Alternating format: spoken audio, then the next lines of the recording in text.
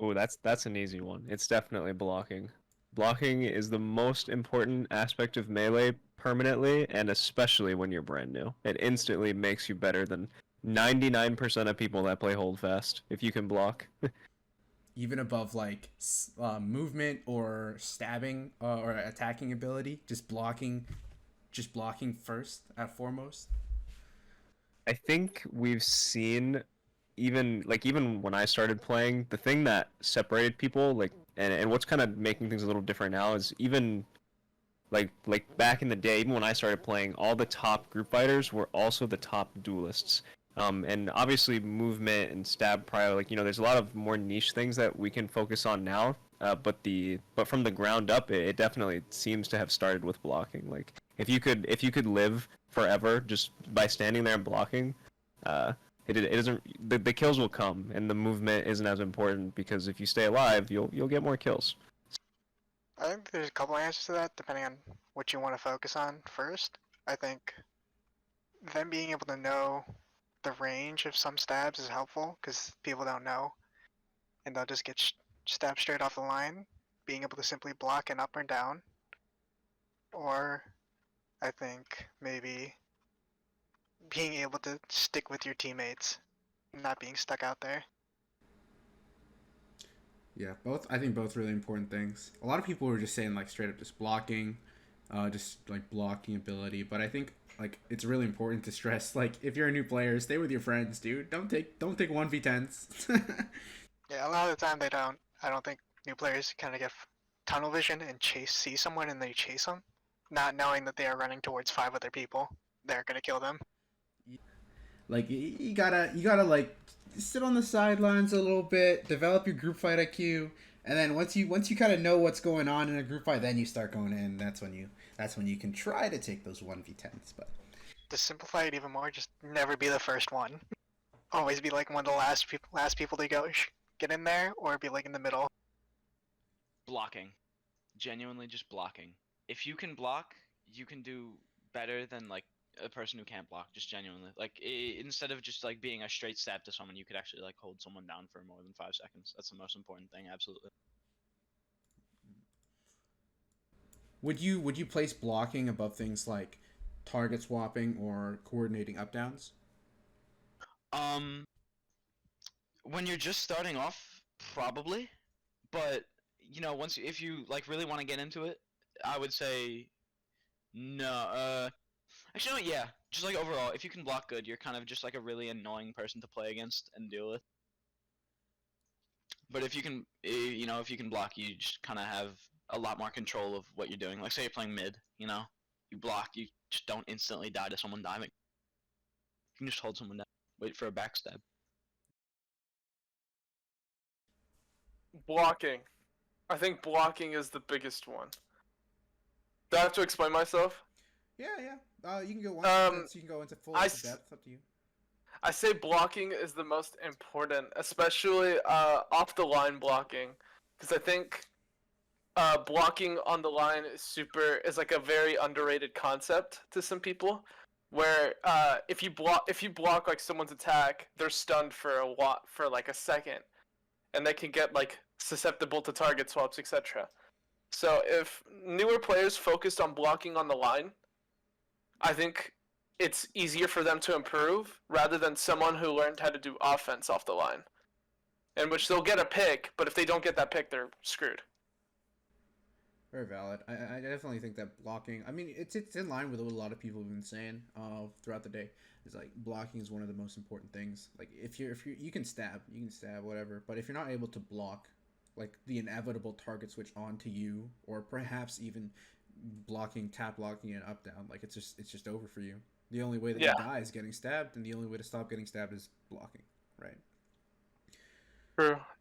Just blocking, holding your blocks. I would say because I always see a lot of people dying to drags or not holding or holding the right block, but then hesitating, and then because of the timing they die. So I would say blocking would be the first thing. Would you put it above like target swapping or movement? Yeah, I would put it because I think before you move on to target swapping or movement, you like need to nail down the blocking because without it, then I think the rest will just be useless. 100%. Like I think I always feel like if you can't block, if you can't block, if you can only throw out the stabs, you can't take it, then you're just gonna die offline.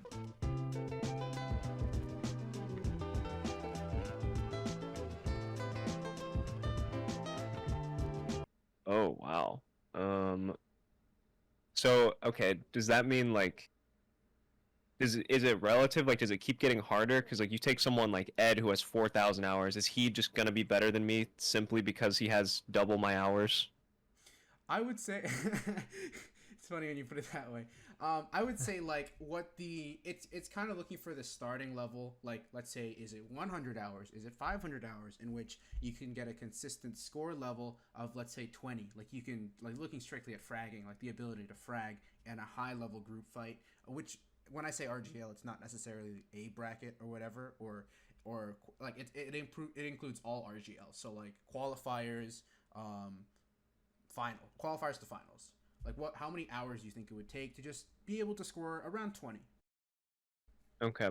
Yeah, if we're talking about averaging, I know I kind of got over my group fighting hump probably at around 400 hours total in the game, and at that point, at least half of my hours were in melee. But let's be safe and assume that that's at least a slightly accelerated pace. The average player to start getting 20 kills in a group fight will probably need somewhere between 6 and 800 with the current tier of group fighting, because you know people are definitely good now, and it would take me more hours now than it did for me in 2020 to get to the same level of I guess dominance. So I think within the first probably 100 hours, 150, maybe even 200, people would know how to consistently block and kind of get a sense for group fighting. And they'd be at least consistently dropping, maybe not 20 kills, but at least like 10, 15, I think. Okay. Because I think after that amount of time, you spend time, like those dedicated practicing melee, you know how to block a simple straight stab. You kind of know how to read the line if you've been able to get group fighting practice. So I think within that time, you should be able to read it and be able to be consistently good at it or decent at group fighting. I'd say so. Like you're actually on the lower end. I got a an answer for 1,000 to 1,500. That's if like you want to be the very tip top, I think. If you just want to be a decent group fighter, I think maybe 150, 200-ish is when you would know how to group fight I'd say to so. a certain extent. Consistent 20 kills. Like, say out of 10 games, you get 20 kills every time. Yeah, around 20 kills. You'd average something like that. An hour only melee. Every hour only melee. Yeah. So hours of practice within like practicing for a group fight, or I guess if you want to throw in dueling, just really honing like your ability to find frags within a group fight. 20 kills isn't like a small amount. That's like not an easy thing to hit. I'm gonna say a good 300 to 600-ish, maybe more. For me, I was able to do pretty good at like 500-ish hours, so that's around where I'm gonna place. I'd say probably over 1,500. I'll say, I think most of the top players are within that range anyways. They're either 1,500 hours or way above it. Currently, I am about to reach 2,000. I believe, actually, I need to check. But I should be, 1,964. And I think most people that drop 20 or higher on a consistent basis definitely are above that. I think there's very few exceptions. I think one of the exceptions is maybe like, I actually don't know. I don't know if there is an exception to it. But I know most of the consistent players in RGL definitely have 1,500 hours. At least 1,500. Actually, you know what? I just found one. Danny G. He drops way more than 20. And he doesn't even have, he has under 1,000. Granted, 997, but that counts. I would say anything above 200 hours. I don't know. That's a random number, I guess. 200. That would be the number for me. So yeah, it's about where everyone else is saying. I had a high of 1,000 and a low of 100.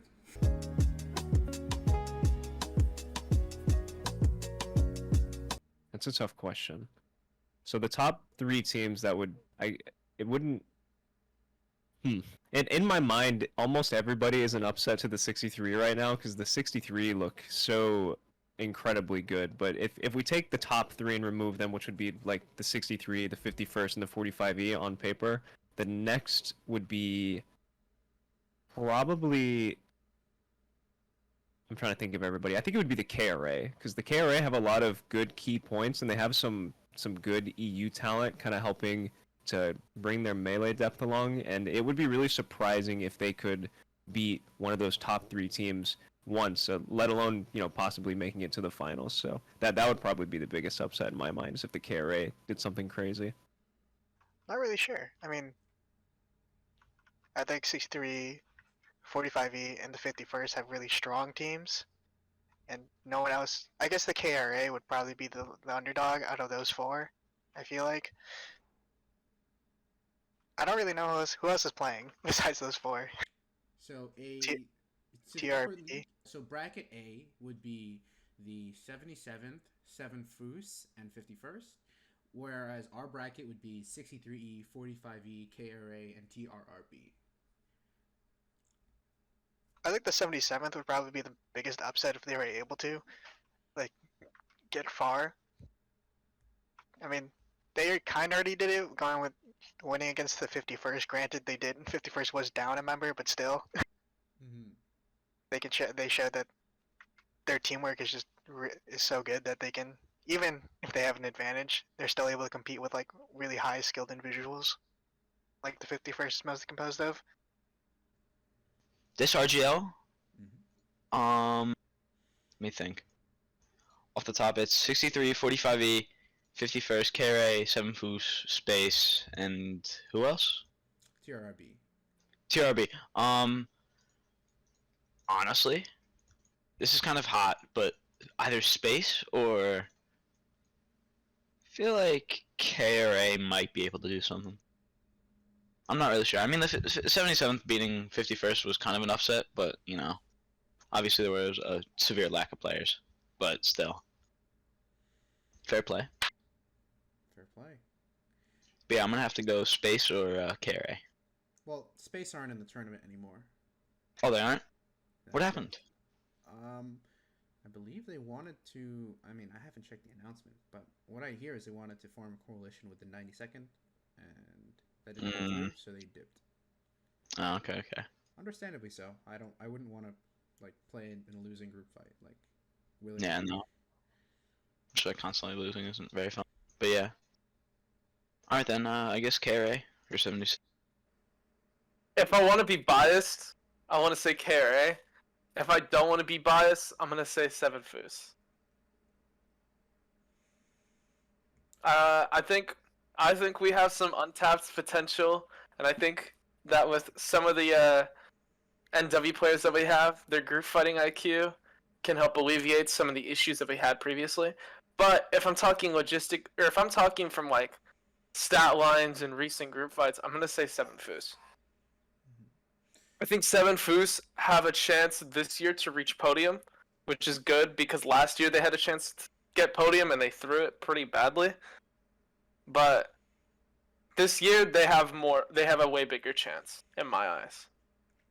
Honestly, I'm gonna say 51st, cause I think 45E and 63E are 2 of the main favorites. So anybody that isn't them that wins, I think will be an upset. I think so. I think with a full roster, you just beat everyone. I'm gonna be honest. Like full roster, full training, full send. I think you honestly could win.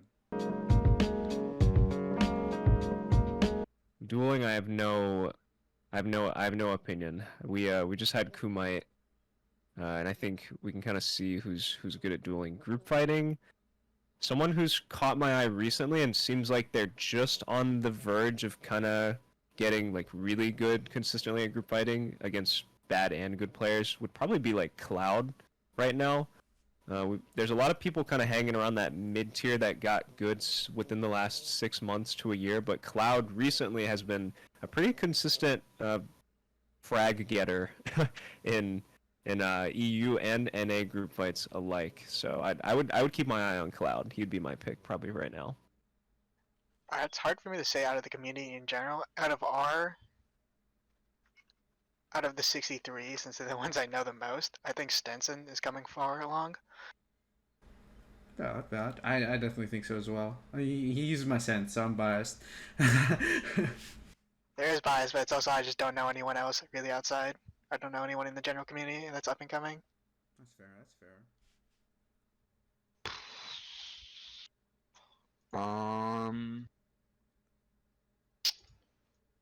Would you consider someone like? Oh, geez, I don't know. I don't go to pickups often, but honestly, I'd say Ethan from the 63 is pretty good. Do you consider him like already established himself, or do you? Personally, I would consider him pretty well established. He just doesn't attend pickups too much. Yeah. All right. I'll pick someone new then.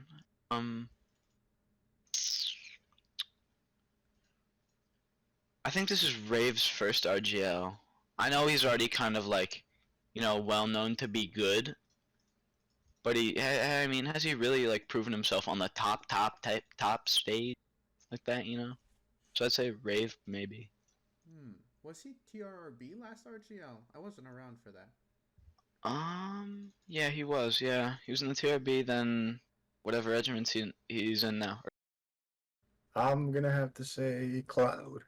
I've seen Cloud going to pickups a lot, and in the lower RGL, he put on some good performances, and I see him as getting only better and better.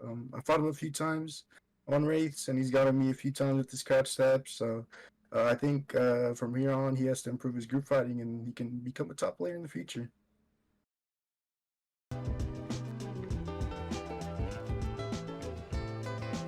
I don't know any. Well, I can't think of any past ones.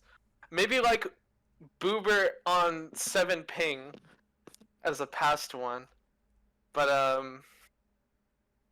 currently I'm gonna say Reddish or Adam is either one of them. I think Reddish has a better blocking in a 1v2 than Adam, but Adam has a way better offense in a 1v2 than Reddish. Because with Adam, even if you're in a 1v2, you don't feel safe. Like you have to block. Gotta block first, because if you do not, you're just done. It's over. It's curtains. With Reddish, he's not a big threat, but he can hold, and he can hold for a long time. Like perfect up down after perfect up down, he will hold that shit. So I'm gonna say probably an offensively in a 1v2 Adam, defensively and wasting time Reddish.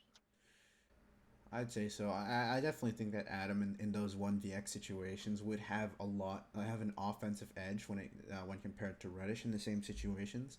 I think when it comes to Reddish, I think that with Adam, he has a lot of intuition in the timings and so he'll look at someone and they might not initially be releasing their block or throwing a stab, but I feel like he looks at someone and in a 1v2, he'll look at someone and in that split second, he'll be able to determine if there will be an opening to throw his stab or not.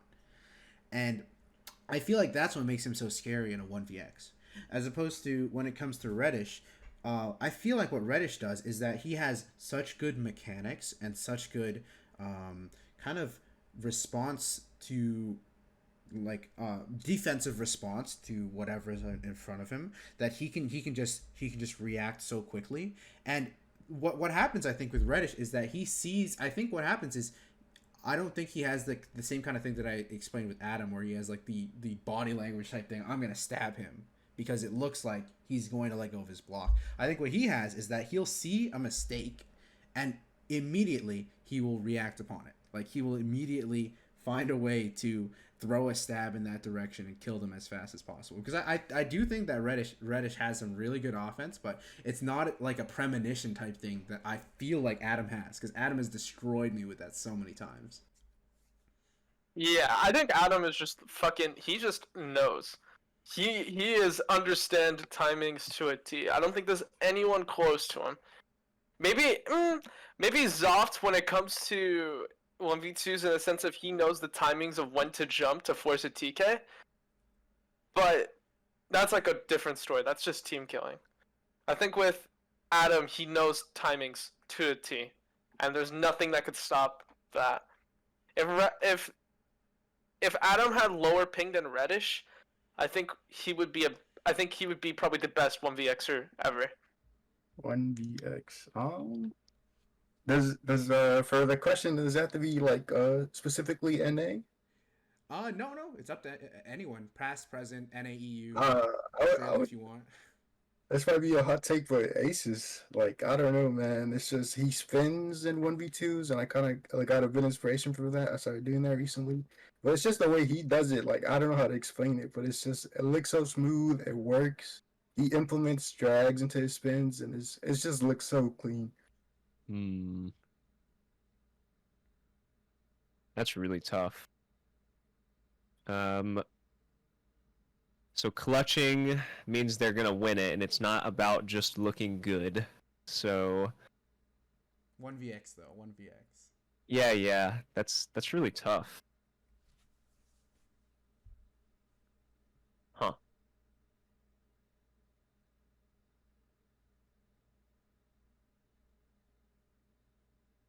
Man, I don't know. That's really hard. Who am I gonna put in a 1vx and think they have the highest chance of winning it? I think back in the day I'd say Matt Bob. Oh, goat. Okay, I'm thinking current. I'm pretty hard to talk to in the whole goat debate of things because it's really hard for me to look back and see how bad people were, and say that people like that can be the goats. Bar maybe like Pepperoni would be someone that could come today and still be extremely good, if not maybe the best based off of what I've seen. But some people really did thrive because of people that were not so great at the time, I think. I'm not saying Mapbob is one of those. He would, if we have to make a GOAT 1vx pedestal right now, he's probably put at the top because he was the guy. Like everything 1vx was called being like Mapbob, from what I remember. I got there kind of at the end of his reign of movement terror, but I did get to see that stuff, and it really was crazy, and there was nothing else like it. So. That'll be my safe answer. I think Matt Bob's a good safe answer. He kind of revolutionized the 1vx game from what I could see. Go. I'd have to say Juan, since he's probably the one I worked with the most and seen him being able to handle a 1vx a lot of the times. Just because he is very wild in his melee and not knowing what he's doing. My GOAT 1vxer? Yeah. Current or all time?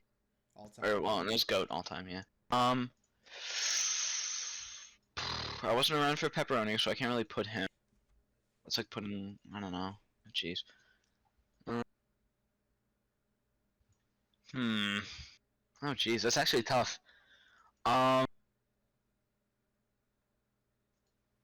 would say honestly, Starblazer probably. I know he's pretty. You know, I know he's pretty good at 1v2s, and Zoft maybe. Zoft just like he does that stupid jump thing. I don't know how people die to it, but they do.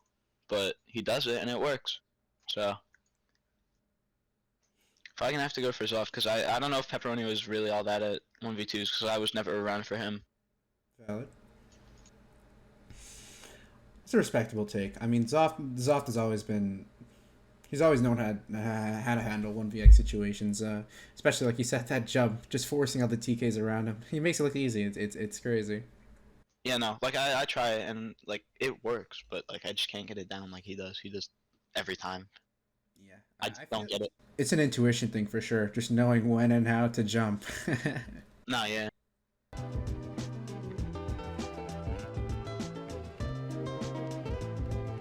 As much as I want to say no, yes. I think you have to be a dueler before you have to become a group fighter. Because if you go, if you don't know how to duel, then you won't know the basics of melee. And if you don't know the basics of melee and go head first into group fighting, you're just gonna get fucking stomped. It is. I've noticed that like people will go into group fights and they'll never really practice melee before, and they'll just die straight off the line to straight stabs consistently. I feel like if you learned how to duel, you'll learn how to do most of the basic fundamentals of melee, which then can lead to group fighting. You say that. I mean, I know for sure this impacts me, and I know I feel like this impacts a lot of other people who are duelists first before group fighting. Wouldn't you say that tunnel vision would be as much of an issue for duelers as it would be like a newer player? Like just having that experience repeatedly on a dueling server, hyper focusing on the actions of one person, it can really impact how the things you are kind of processing in your brain when it comes to that person in front of you having teammates who can also stab you. I say hypothetically, technically, duelers will have more tunnel vision, but from what I noticed with newer players, because I have to help practice with some of the newer character fighters, they tend to still tunnel vision the guys that are right ahead of them. They don't really look to the left of the person or the right of the person. They only target the person in front of them. I think with some duelers, they'll be hyper focused on the person in front of them, but not too focused. I think they'll have like some leniency, especially if like let's say some guy dives in from like connector, and like he like diverts from your focus. I think duelers can block that and deal with that, whereas new players will just get stomped. New players will tend to only focus the person ahead of them. And I think with duelers, they can do that, but most duelers probably don't. I think most duelers can look to the left and right. I think duelers can't see from like a bird's eye POV of like how the entire line is as a whole. They probably only divot their attention to the specific spot that they're playing in. Whereas new players will just only focus the person ahead of them. They won't divert any other attention to any other area or any other player. Mostly because just new players just don't know how to, as they just don't know how to group fight initially. Even if you tell them what to do, it's still gonna take a while. I think in any situation, a duelist would not a duelist, a new player would be not as good as someone who even knows the fundamentals of dueling. I think the real question would be like, would people who have focused a lot of time into dueling fundamentally be better than people who have only put time into group fighting within a group fight? No, God no. I don't think that's. If it depends on, I'm gonna say, let's say someone commits 500 hours to group fights, and then someone commits 500 hours to dueling. I say the person who put the hours into group fighting, 100% wins, 100%. But in the sense of if a new player, or let's say a relatively new duelist, comes to a group fight and then versus a new player to any melee in general, the new player but has dabbled in dueling, like wins 100%. But if it's like equal playing ground in terms of hours, I say the group fighter always wins. Hell, I would say a group fighter who has committed 300 hours into group fighting versus a dueler who committed 1,000 hours, the group fighter wins in a group fight situation. Because that's someone like Danny G, where Danny G poured most of his time into group fighting and not into dueling, but he could stomp literally anyone, especially duelers. Yeah, they'd be looking for him, and they like I know for sure that duelists, at least if there's a duelist in mid, they'd be looking for a 1v1 or like an advantageous situation where they can bust out a few moves and get an easy kill. Someone who like Danny G, who knows how to play that middle and knows that there are people who are going to dive him because he's played middle and he's played group fights in that for so long, as opposed to playing like dueling. That he'd have the advantage there. Like he just hold it down, and then maybe his friend will come in and kill you, or maybe he'll just get you because you are focusing on someone else now, and you lose track of that person in front of you who is not responding to you like feint spamming them. You try and go for a switch, they'll just hit you in the back. I don't think you have to. I think there's a few examples of people who started mostly as group fighters and are not we're not prominent duelers, like Wi-Fi Bells. He's not really a prominent dueler, but he's really cracked the group fighting, and I think same could be applied to some other people. But Wi-Fi was the main one that comes to mind. 100%. I don't think it's a requirement. I do think I would say probably still the best way to improve at blocking is hopping into a dueling server because those are more active. Those are the only things that are active on A and NA anyways, as far as getting good practice in. You can just go in and duel someone for hours and rapidly accelerate the pace at which you get better at blocking, which is the most important early on. The only thing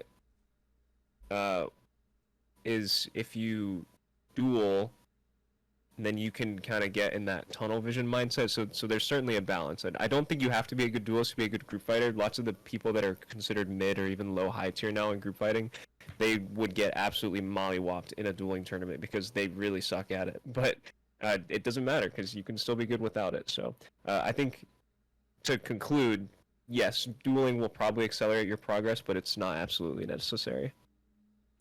The answer is kind of yes and no. I think if they're duelists first, they have the individual skill. But it's been shown a lot of the time where because they have a duelist mentality and they're used to dueling, they kind of get screwed in a group fight a lot of the time. Mhm. Like they're more used. They're not watching out a lot of the time for like other players that are gonna stab them in the back, or they're not helpful to the team. Like they'll just drag off to a duel. They'll win it probably, maybe, but it can be really slow and that's not helpful at all. So a lot of tunnel vision. A lot of tunnel vision is what I would say. I'm like, I don't think I started like seriously group fighting until 1,000 hours, and by that point I think I had like 600 hours in dueling. It is really, I think it can be a deficit if you're a duelist first. In some ways, you definitely have the individual skill, and you can leverage the speed of which you would be usually throwing stabs in a duel. That can work out well in a group fight, but at the same time, you're just so used to hyper focusing on one person and all their individual movements that sometimes you forget that there are teammates around them in a group fight. Yeah, a lot of duelists I feel like don't have a lot of situational awareness and they don't look around. So a lot of the time, even if they're really good, like it's really hard to win plus a 1v3. I mean 1v3 is possible, still hard, but not impossible. But once it gets past that, it gets extremely hard. Because you're just like insane with your movement and just know how to use it very well. Honestly, yes. Cause group fighting and dueling, I mean, without dueling, well, alright, let me rephrase this. There's some group fighters that aren't very good at dueling, that are very good at group fighting, but they're very small cases. Like, off the top of my head, I can name Starblazer, and that's it. He sucks at dueling, but he's an incredible group fighter. And I think just dueling, like, it just improves your open melee, I guess, kind of awareness in a way. And, just your fundamental skill.